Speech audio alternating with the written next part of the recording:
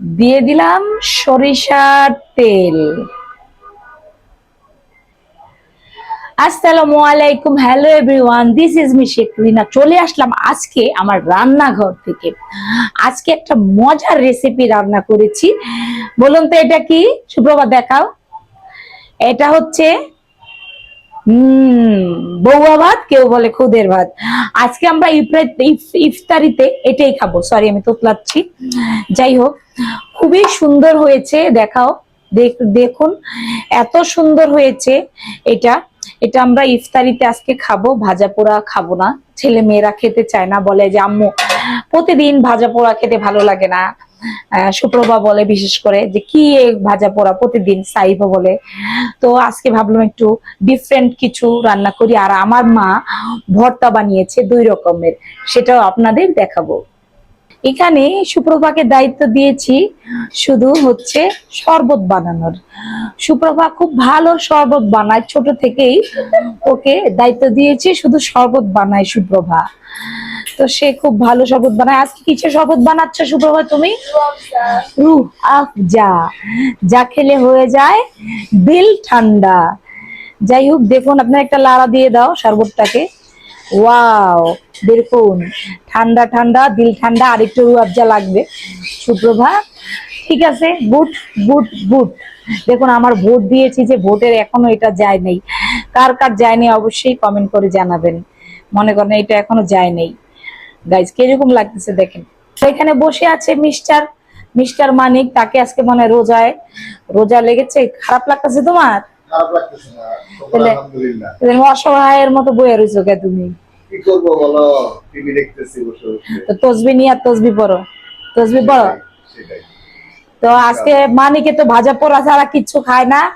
তো আজকে আমরা হচ্ছে বউয়া ভাত খাবো আর ভর্তা খাবো, সেটা দেখে মানিক আজকে ভাজা পোড়া অফ রাখছে মানিকের। তো আমরা হচ্ছে একটু পরে ইফতারের পর সময় আমরা খাবো, আপনাদের অবশ্যই দেখাবো।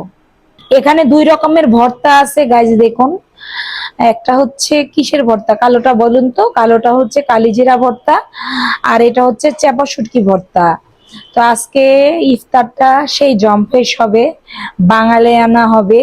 অনেকদিন পরে খাচ্ছি, সেই পয়লা বৈশাখে খাইছিলাম মনে হয়। যাই হোক, আলহামদুলিল্লাহ সকল কিছুর জন্য। এখনো অনেকটা টাইম আছে ইফতারি হতে। দেখুন বিকালটা কত সুন্দর, দেখুন গাইস, অনেক সুন্দর বিকালটা। তো দেখুন আল্লাহ তাআলার আকাশটাও কত সুন্দর, বড় বড়। আমার আকাশটা দেখতে খুব ভালো লাগে, এই আকাশের কথা বলছি। তো দেখি, আর ওইদিকে জ্যাম লেগেছে, প্রচুর জ্যাম। আমার 3টা মানি প্ল্যান্ট গাছ আমি লাগাইছি, কেমন হয়েছে গাছ অবশ্যই জানাবেন। এই যে দেখেন 3টা। এখানে একটা হারিকেন আছে আর এখানে একটা আচারের বোতলও আছে, সবই দেখাচ্ছি। দেখতে দেখতে রোজাগুলা কিভাবে যেন চলে যাচ্ছে। এইবার মনে হচ্ছে না, মানে এত কষ্ট লাগতেছে না। কোনো রমজানে এত খারাপ লাগে না, একটু গরম লাগলে তখন হয়তো বা একটু খারাপ লাগে। রোজা রাখতে আমার ভালোই লাগে আলহামদুলিল্লাহ। ছোট থেকেই, মানে ছোট কাল থেকে আমি রোজা রাখি, আমার ছেলে মেয়েরাও রাখে। যাই হোক, রোজার মাসটা রহমতের মাস।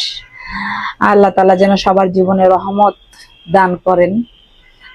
আপনারা আমাদের জন্য দোয়া করবেন, আমি আপনাদের জন্য দোয়া করি। যারা যারা আমরা এই ব্লগটা দেখছেন, কাজ করতেছে, সে আজকে অনেক কাজ করতেছে। এখন সে মনে হয় কি করবা সুপ্রভা, তুমি কি করবা? ডিম ভাজবা? সে ভর্তা আছে, এত কিছু আছে, সে আবার এখন ডিম ভাজবে। যাই হোক, সে কিভাবে ডিম ভাজে সেটাও আপনাদের দেখাবো গাইস। ওই যে একটা ডিম নিয়েছে, 2টা নাও, তোমার ভাইয়ের জন্য নাও। 2টা ভাজো, 2টা, 2টা ভাজো, 2টা ভাজো। তোমার বাবা খাবে না? 2টা ভাজো। সব প্লেটে প্লেটে আমি পারতেছি। ইফতারের আর 2-3 মিনিট বাকি আছে।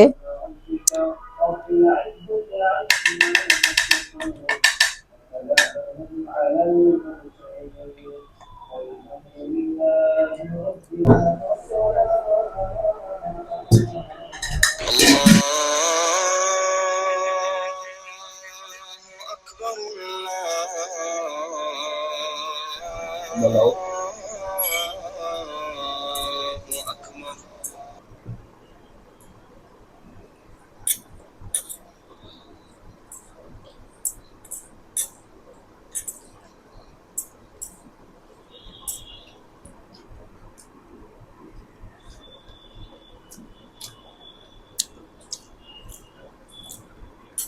অনেক মজা হয়েছে। এবং কেমন হয়েছে? মানে বলো কেমন হয়েছে? বাবা কেমন হয়েছে বলো? আলহামদুলিল্লাহ। আলহামদুলিল্লাহ অনেক ভালো হয়েছে। সাইদ আলহামদুলিল্লাহ অনেক ভালো হয়েছে। সুপ্রভা বলো আলহামদুলিল্লাহ।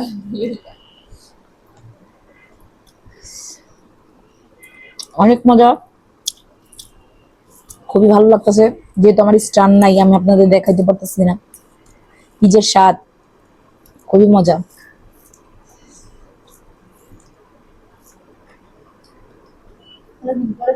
হুম, এই রুটি বানানোর পর থেকে এটা খাওয়া হয় না।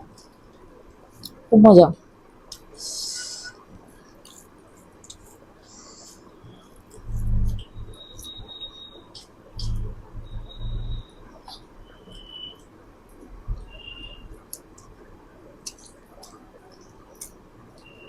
ডিম নিয়ে নেই। ভর্তার দাম কেন?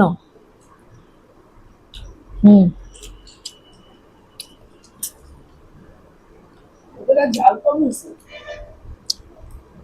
তো রানী ভর্তা জাল কম দিছে। কত কথা বলতেছি আগে এমন ঝাল দিতা এটা ঝাল হয় না। জাল হইলে ভালোই তো। ঝাল কত দারুণ হয়েছে। এখন কালিজিরা ভর্তা মাখাইতেছে, রোজা মুখে একটু ঝাল টাল খেলে ভালো লাগে।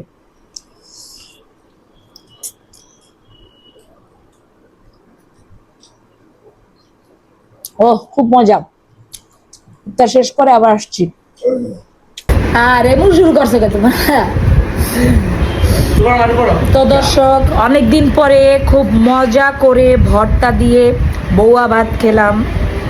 তো দেখেন নাক দিয়ে পানি চলে আসছে। তো সবাই ভালো থাকবেন, সুস্থ থাকবেন। ব্লগটা কেমন লাগলো সবাই অবশ্যই কমেন্ট করে জানাবেন। সবাইকে আল্লাহ তাআলা নেক হায়াত নেক আমল দান করুন। আল্লাহ হাফেজ, আসসালামু আলাইকুম।